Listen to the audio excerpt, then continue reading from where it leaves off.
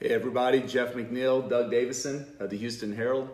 Doug, it's been a little while since we've done one of these things, so we thought we'd try 9 a.m. on Thursdays, so we'll see how consistent we can be with these. Let's hope we can stick to it. And we want to try a new format too, so we do want to talk about what's in the newspaper, but we also want to maybe give a little more insight and opinion on things.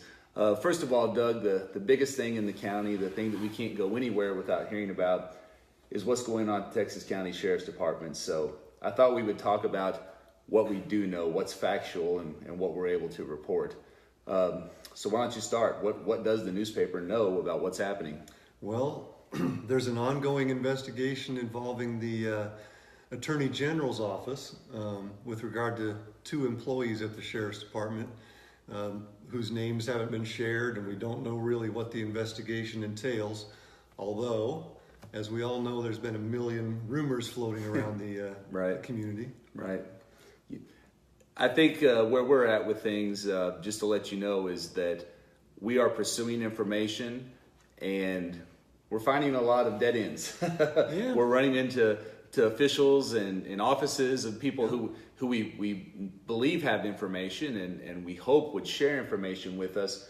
And the reality is that these people, for whatever reasons, are not sharing information from us. We're getting very little details. So everything that you've read in the newspaper is really everything that we have on the record. As Doug said, there's an investigation of 2 employees. That's what we know. Led by the Attorney General's office, and that's all we've got. Now, for clarification, the lawsuit that we wrote about in this week's newspaper is in no way at all associated with the investigation. Those are 2 separate things that are happening. Right.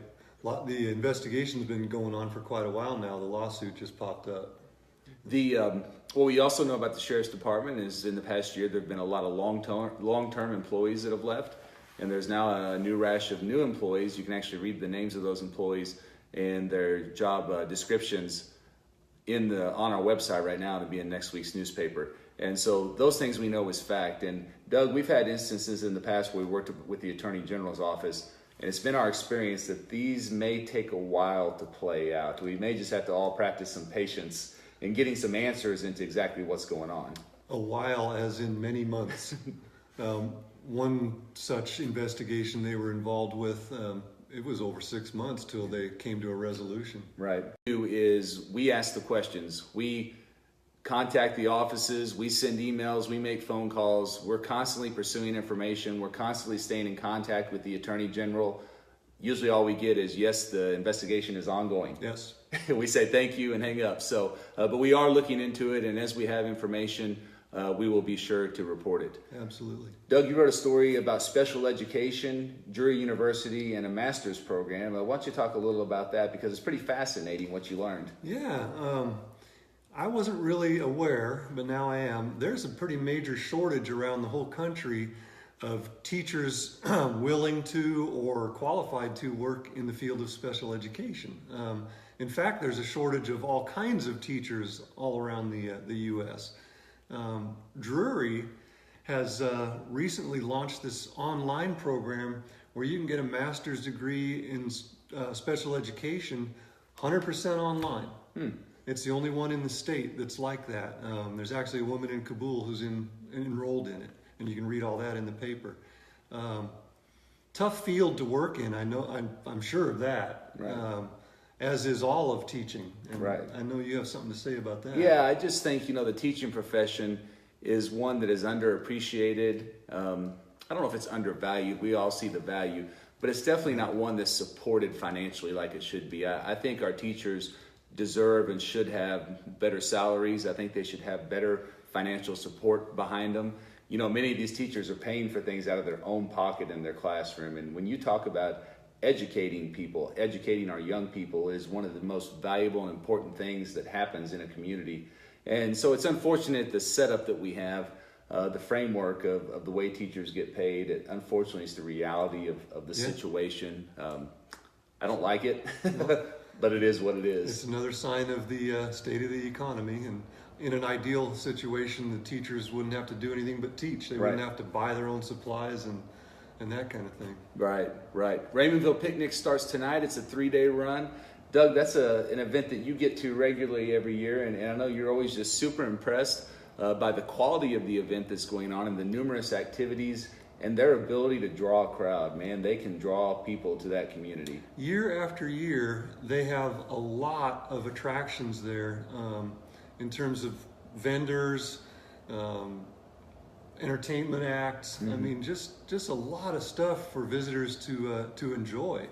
You know, and there's just a handful of individuals, mainly these 2 or 3 women, and they know who they are, who get this done. And it's just a great example of how that is possible. So it begs the question then, because so many communities have so many events, Yep. and they're not all as successful as this one, but Nope. yet year in and year out, this one is a success. Yep. What makes this successful? How are they able to do it in a tiny little village Right. year after year? Yep. How do they do it? It's just these people who have a real passion for it, and they spend hours and hours all through the year making contacts and getting ready for this event. So it really just comes down to having the right people who care enough to get it done. I think something I found in event planning before too is the more people you can get involved, as far as the more people you have having roles and doing things, they bring their families, they bring their friends, they get excited about it. There's just something to be said for getting a lot of acts and groups involved, and it seems like they do that. They have so many groups from the county that come in and get involved, and then, as you said, the passion. Right. If you love it and believe in it, you can sell it to other people, and they certainly do that. It's impressive. So 3 nights beginning tonight at 6 o'clock. All the details are online and in the newspaper. Is there anything else we need to discuss, Doug? Well, I have a question. Have you ever eaten octopus? No, I have never tried octopus. Have you? I have, and it's kind of disgusting. It's like eating a garden hose. And yet, there are people that like that kind of thing. And that's kind of what my column touched on this week, is there's really no accounting for taste. One person, like myself, will be a Ford fan. I love Ford vehicles. Next person would just say they're junk. Right. You know? And there's no right or wrong there. It's just the way God made everybody. Everybody has their own separate set of tastes.